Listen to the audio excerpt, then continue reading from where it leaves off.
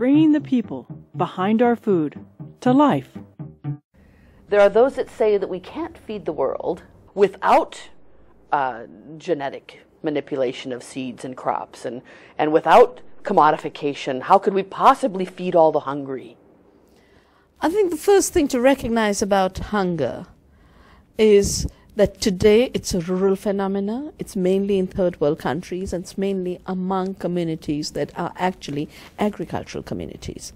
So why are people who are growing food going hungry themselves? They're going hungry because everything they have grown has to be sold in order to pay for the costly seeds and the costly chemicals. So a high cost, chemical intensive agriculture is a recipe for hunger. Secondly, the models of agriculture that chemical farming has promoted are monocultures. Monocultures are nutritionally impoverished. The same acre of land, using biodiversity, using organic and ecological methods, could produce 5 to 10 times more nutrition than a monoculture can. So maximizing the production of commodities for international trade is directly proportionate to the decrease in nutrition availability to local communities, which is why hunger grows. If the world has to be fed, it has to be fed by growing food locally, to be used locally as the biggest proportion of the food basket. Some elements will be traded internationally, but what is traded internationally should not be staple foods. What is traded internationally should be that extra flavor of spices from India and coffee from Guatemala. That's all right. But to turn the world into a dependency on staples has nothing to do with feeding the world. It has a lot to do with controlling the food supply. The United States evolved a phrase during the Vietnam War, and the phrase was food as a weapon. The use of food as the ultimate weapon of control.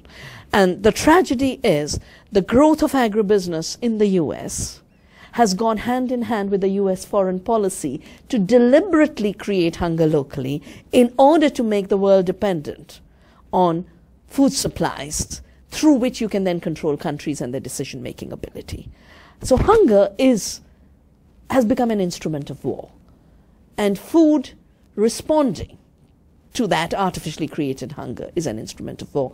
Peace means you grow food locally, you grow food with peace, you grow food non-violently, and the countries that are today the worst victims of hunger could be the highest producer of food.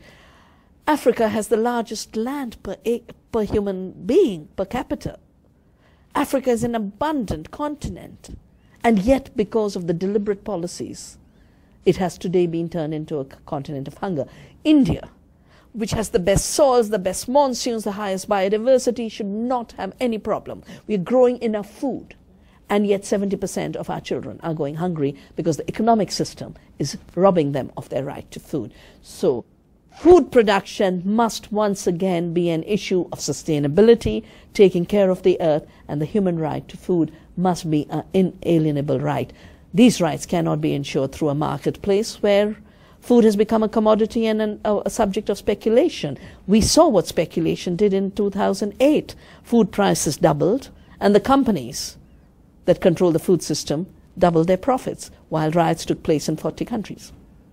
You can say what's going on with a scientific background that bought and paid for scientists and their studies have a hard time standing up to. Absolutely. And that's frightening. They get very angry because I'm a woman, I'm a third worlder, but I'm a physicist, and I can add numbers. So when the numbers don't add, and I say it, they get very angry because they think they can go through life fudging data. Picking and choosing the data that supports what they want, the position I think it's worse. It's not just picking and choosing the data. It is actually manufacturing the data. And there is, for example, the data that the Green Revolution produced more food is manufactured because they discounted elements outside wheat and rice. But India lives on more than wheat and rice. We eat pulses, we eat oilseeds, we eat millets. All of that was made to disappear. In the whole genetic engineering issue, it's a totally manufactured data that farmers are growing more or earning more. Monsanto studies always say Indian farmers have earned $27 billion more. No, $27 million more every year. Well, if they were earning that much more, why would they be committing suicide? In effect, most farmers growing BT are either in debt or just above, because the seed cost has jumped from 7 rupees a kilo to 17,000 rupees a kilo. And the pesticide use with these genetically engineered BT cotton seeds has increased 13-fold in 4 years of planting. So the package of expenditure is so huge. But this is never shown. What's manufactured is a Radhe Shyam who got 2,000 kilograms of cotton. We go to a Radhe Shyam and find out he got it on 5 acres, not per acre. So they manufacture the data and falsify the data. At this point, we are in a period of not just the risks of genetic contamination through genetically engineered crops, we are in a period of contamination of knowledge, where true knowledge has become a very, very rare availability in the public domain.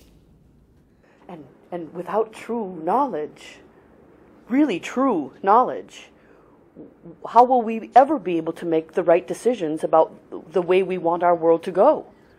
It's putting democracy at risk.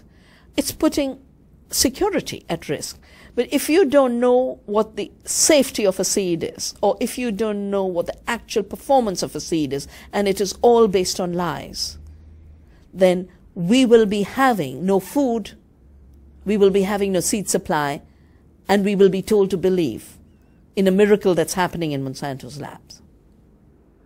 But the miracle happens in the fields, and it's been happening in the fields and the prairies and the mountains for millennia. I think that's the thing that the genetic engineering and biotechnology industry constantly forgets. That what they are trying to do is undo not just the freedoms of farmers to save seeds. They are trying to undo millennia of evolution, both in the past and into the future. They are unscrambling the tree of life itself. And that's a very, very risky business, because they can appropriate power, but with the power they have appropriated, they cannot perform the miracles that nature has performed over these millennia. They cannot perform the miracles that millions and billions of farmers are performing daily by saving seed, evolving seed, breeding seed, giving us food. And the separation of responsibility of bringing us food to the rights to have ownership over life, that separation is at the heart of it. I have always felt that separation of rights from duties creates all kinds of dictatorships.